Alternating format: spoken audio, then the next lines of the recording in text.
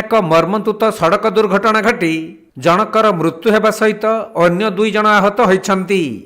କେନ୍ଦୁଝର ଜିଲ୍ଲା ଚମ୍ପୁଆ ଥାନା ଅନ୍ତର୍ଗତ 520 ନମ୍ବର ଜାତୀୟ ରାଜପଥର ପରଶଳା ଛକ ନିକଟରେ ଏହିପରି ଦୁର୍ଘଟଣା ଘଟିଥିବା ବେଳେ ମୃତ ଯୁବକ ଜଣକ ହେଉଛନ୍ତି ଝୁମ୍ପୁରା ଥାନା ଗୁମୁରା ଗ୍ରାମର ଗଣେଶ ପ୍ରସାଦ।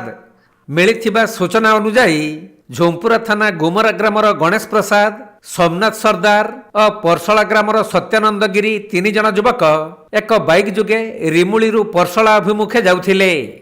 ତେବେ ପରଶଳା ଛକ ନିକଟରେ ଏକ ଅଜଣା ଟ୍ରକ୍ ସେମାନଙ୍କ ବାଇକ୍କୁ ଧକ୍କା ଦେଇଥିଲା। ଫଳରେ ବାଇକ୍ରେ ଥିବା 3 ଜଣ ତଳେ ପଡ଼ିଯାଇ ଅତି ଗୁରୁତର ହୋଇଥିଲେ।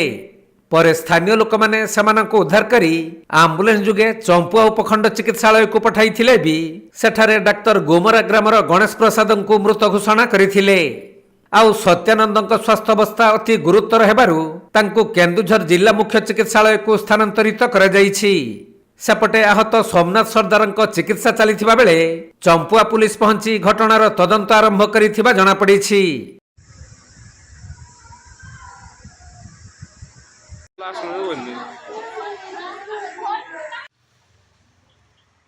କେନ୍ଦୁଝର ଜିଲ୍ଲାରୁ ଦୀପେଶ କୁମାର ବେହେରାଙ୍କ ରିପୋର୍ଟ, କୋଣାର୍କ ଲାଇଭ୍।